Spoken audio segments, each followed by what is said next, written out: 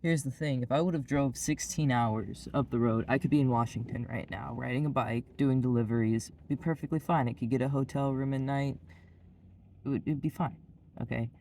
But I'm stuck here. I wasn't able to make enough money to even get gas money to get out of here. My car broke down while I was here. My intention was to work on a bike and do deliveries on a bike, but I can't manage that. The city's too spread out. There's not enough work that's given to bikes, and people don't tip anyways, so it wouldn't be worth it.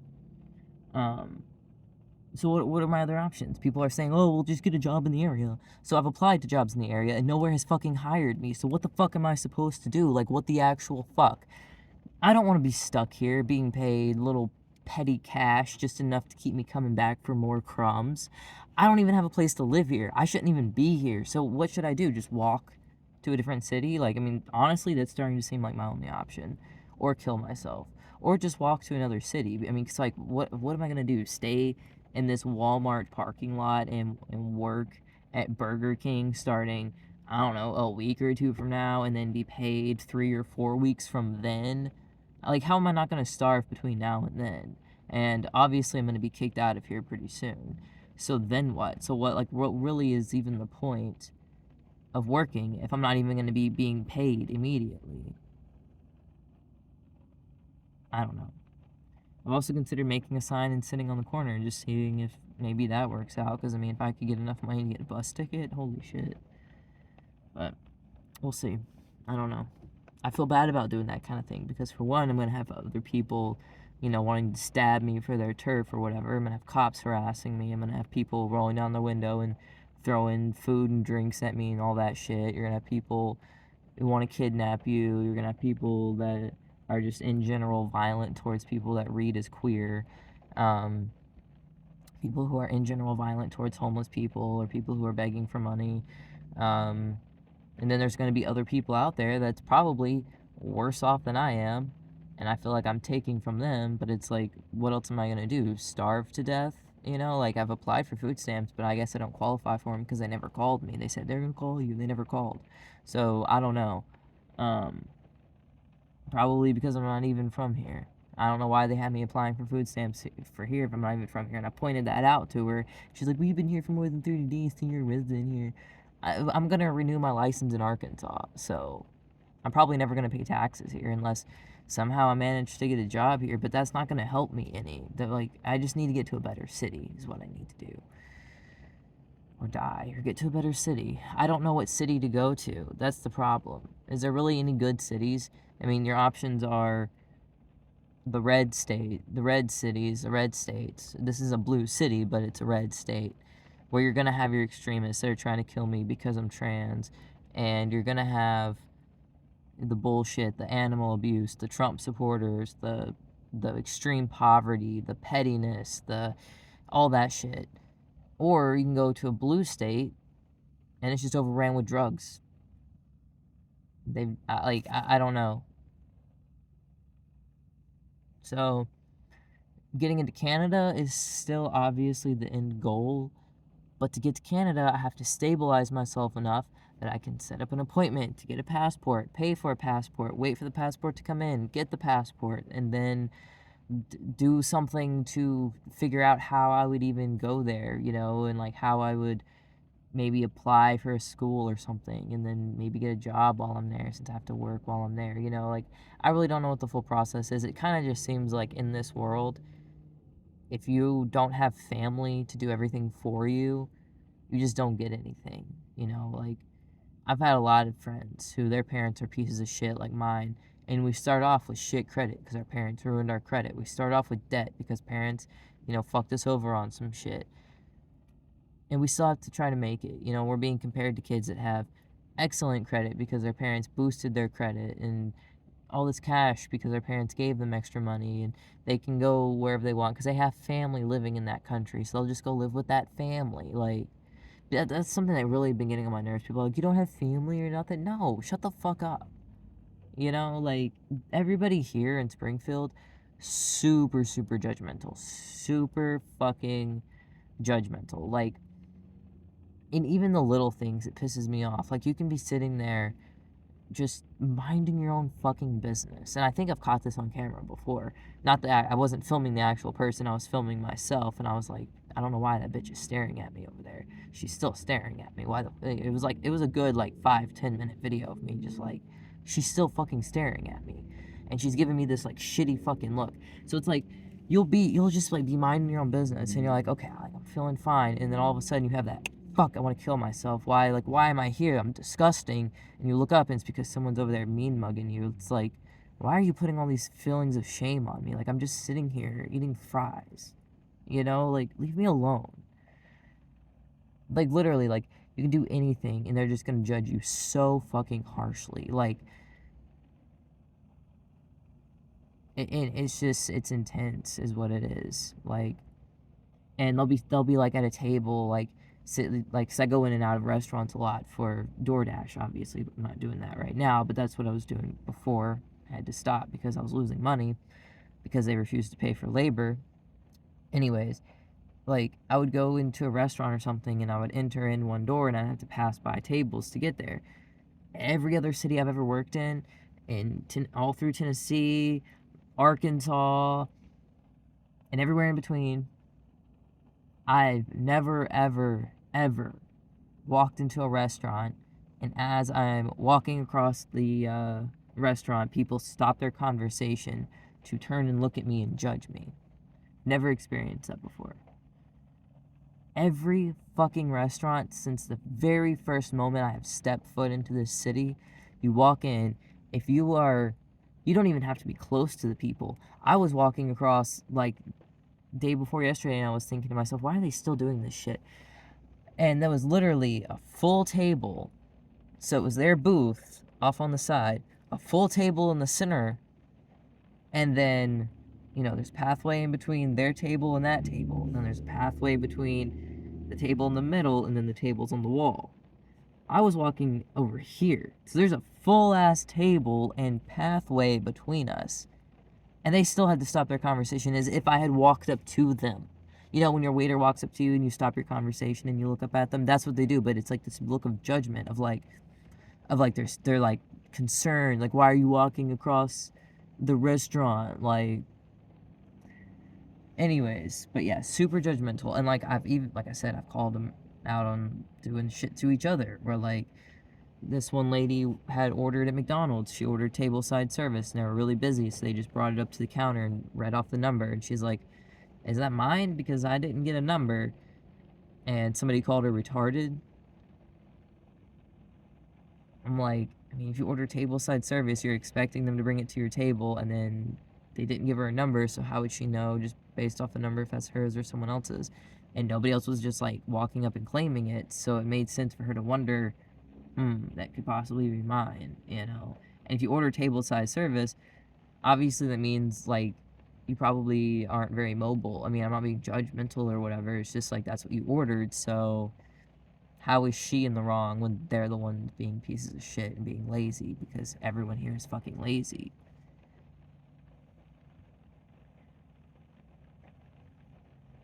And that's something that really pisses me off, is you go inside to do anything, just clear your schedule.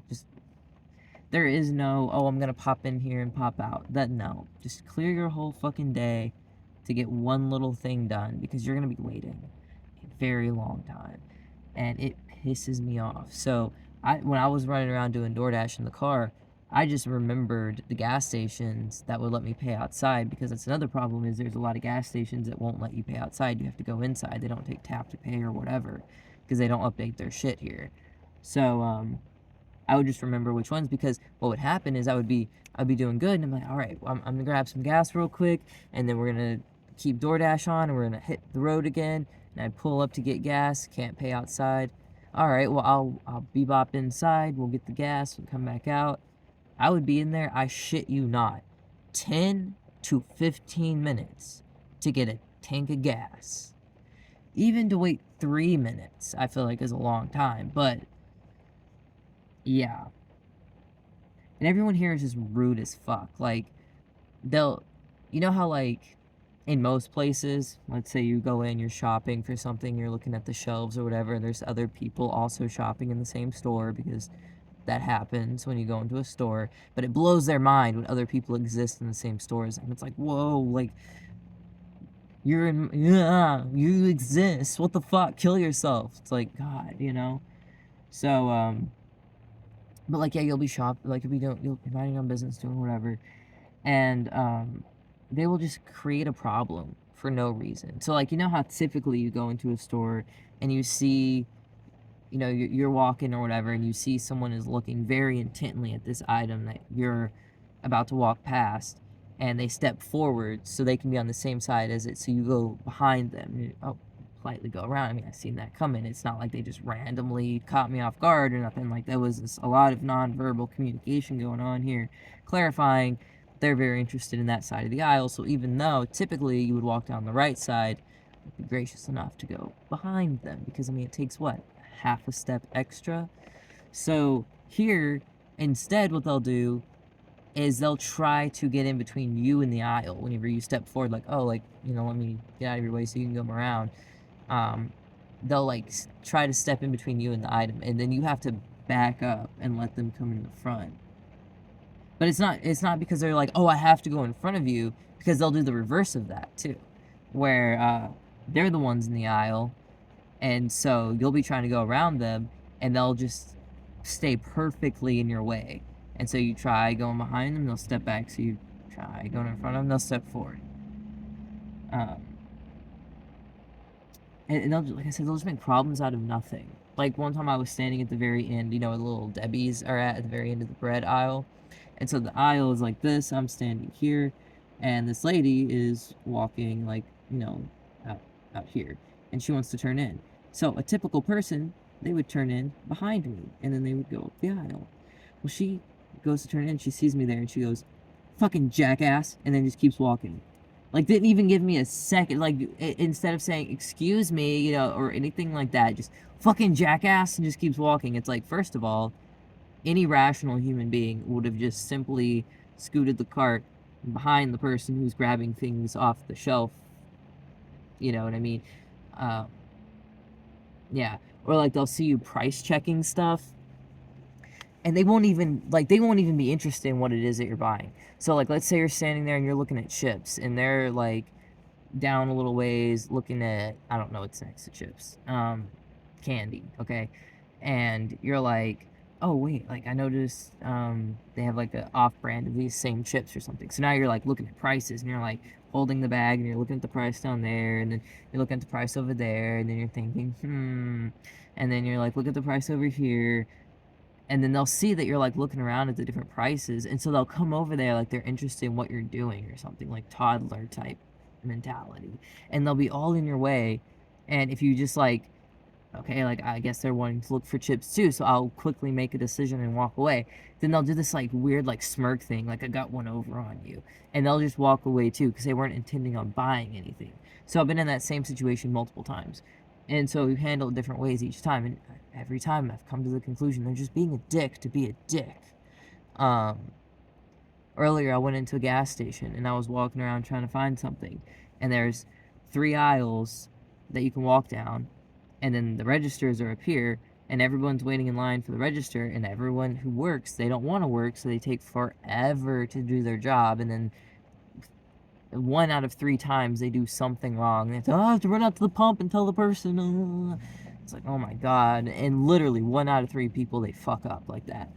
And anyway, so instead of like standing in line, these people like each took an aisle and was like standing in the aisle. And so I came in and I turned right, and I looked at the drinks, and I went behind the cash registers and looked at the drinks on that side, and wanted to go down these aisles, but there was a person there. So I was like, oh. So walk down to the next aisle and look down there. Oh, there's a person just standing there too. And the thing is, like, they looked at me, knew I wanted to go down that aisle, and continue to just stay in the very middle, like with their legs out, like just no concept of space, you know what I mean? And I'm like, oh, okay. And then third person, they're watching the whole thing go down, and so I walk over towards them to walk down that aisle, and they move to be more in the way, and I'm like, Okay, I guess I just can't walk on that fucking side of the store then. And I said that out loud because I know that they're always listening. Like, if I ever mumble anything under my breath, there's always someone that says some shit back to me like, I was not speaking to you. Why the fuck are you speaking to me? That's another thing. People will just speak to you whenever you have not spoken to them or engaged with them or acknowledged their existence in the very least. They think that they have the right to come up and just talk to you. They don't. And it's always the, you know, the extremist bullshitters, oh, Jesus, or whatever, you know. But then 10 seconds later, they're talking about, like, how they love to rape or whatever. So, it's just a shitty little city. And those people are fine. They loiter in the McDonald's or whatever. But if I go into McDonald's to order a coffee and I'm standing there waiting for them to make me a coffee, I'm not bothering anybody, just minding my own business, just clearly just waiting on my order patiently. I'm the problem. They start harassing me. But the people who are actually being problematic, they just let them do whatever they want. So I shouldn't have come here. I don't know what my plan is. If you have any ideas, let me know below, because I don't know what to do. Like, without marijuana, I start getting, like, depressed and suicidal and self-harming, and I've been trying and trying and trying and trying to get work and to get money and to get some sort of assistance or something, and just every single day I spend at least 4 or 5 hours just trying and trying and trying, walking to the resource center, being on the computers there, applying for places, walking to the Burger King, applying for places in between here and there, talking to people, calling people, asking my friends what should I do, all day, every day, from the moment I wake up until I go to bed. I'm trying and trying and trying. Still, not a fucking thing. I'm just running out of money. I have not made any money in this fucking city. I've lost money in this city is all that's happened, if you think about it. Because nobody tipped me, even when I was working doing DoorDash. Oh, did I tell you about that? I was at the bar, and this lesbian was like, oh, I always get DoorDash from my McDonald's. And I was like, I hope you tip. And she's like, no, I never tip. And I'm like, why? Like, sometimes I lose money because people don't tip. And she's like, you're making that up. You're crazy. Ah, you lost me there. I don't know what you're talking about. That's not possible. Blah, blah, blah. And I'm just like, what? Like, you're the piece of shit that doesn't tip. Like,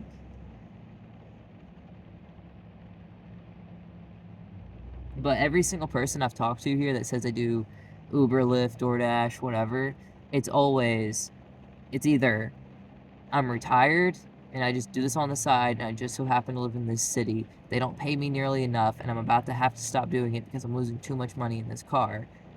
Or I just got here and I'm not making any money in this city. I'm just trying to make enough gas money to get out. Those are the only two stories I've heard so far. For me, I thought I could do deliveries on a bike, I guess, but I don't know. So, you know, what happens when all those retired guys, over the next year, 2 years, their car breaks down, they can't afford to fix it.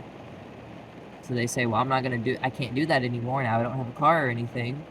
And then all the other people who just came here and they're like, I don't want to be here anymore, and they leave. Eventually, you would think that the people who are just coming here and then finding out the hard way you can't do it here, hopefully they'll start telling each other.